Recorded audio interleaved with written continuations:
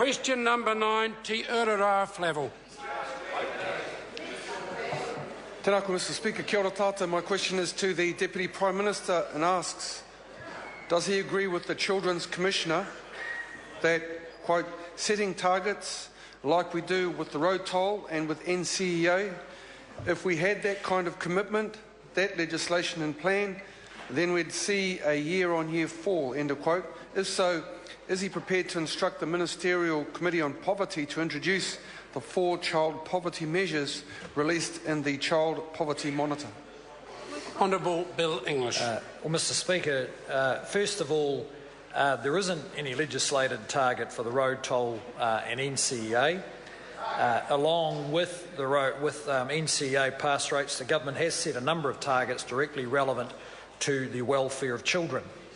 There is no need to instruct the Ministerial Committee on Poverty to introduce the 4 measures, because the 4 measures that were published yesterday are public measures taken each year by MSD and published so that anyone can monitor the progress of incomes. Final point I'd make is that what's wrong with the Commissioner's proposal, or limits of it, is that those measures of child poverty are static income measures, and there's a lot more to relieving poverty than static income measures. For instance, breaking the cycle of dependency through the young parents of young children on our welfare system, raising educational levels in the public education system for those who need it most, in which New Zealand has traditionally done a pretty poor job, and enhancing mobility into the workforce through a growing economy and much more active support for many of those who find themselves caught outside the labour market. These are dimensions to poverty and its resolution that the Children's Commissioner, I'm sure, understands, but certainly does not articulate in his report yesterday. Supplementary question, Te Ururoa Flavell. Thank you, Mr Speaker. To the Minister, what does he believe that the Prime Minister meant when he said about child poverty, quote, we had much higher levels, then it went down, then it went back up a bit, end of quote. And how does the Minister, the Prime Minister or anyone else know what the reality is if the government refuses to adopt and monitor official measures of child poverty? Honourable Bill English. Well, Mr Speaker, there is a misconception that there are no official measures for child poverty. And if I can help correct that misconception, the Child Poverty Monitor published yesterday was a repackaging of existing official measures of child poverty.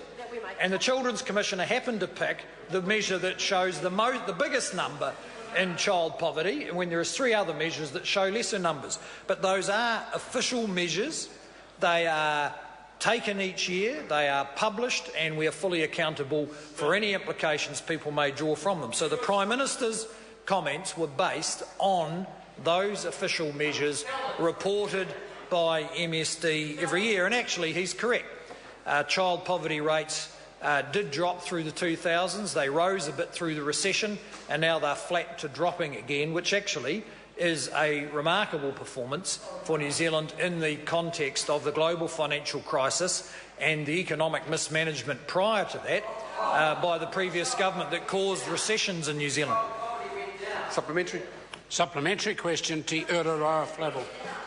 Is the Minister concerned that the rate of poverty's severity where households are both income poor and experiencing material hardship is twice as high for Māori and Pacifica children aged 0 to 10 years than for the New Zealand population? And if so, will he be arguing for a substantial investment in a living income and an expanding whānau ora? Honourable Bill English. Mr Speaker, yes, we do share that concern, and particular concern with what the member refers to as poverty severity and what is referred to in other situations as persistent deprivation. And that is those families that are caught in a cycle of low income, the effects of which are made much worse by social dysfunction and very complex set of problems. So we are focused pretty strongly on that particular aspect of child poverty. With respect to the the living wage campaign, that is a campaign that is voluntary, a proposition put forward that is voluntary for businesses and other organisations to lift incomes, and of course we want to see higher incomes, and we support an economic policy that will deliver higher incomes. I want to thank the member and his party for the work he's done on expanding on whānau ora, on originating it, and look forward to further work with the Maori Party in expanding whānau ora, because it is, for the first time in quite a while, has the potential to assist the government to deliver its support in an appropriate way into exactly the families that he refers to.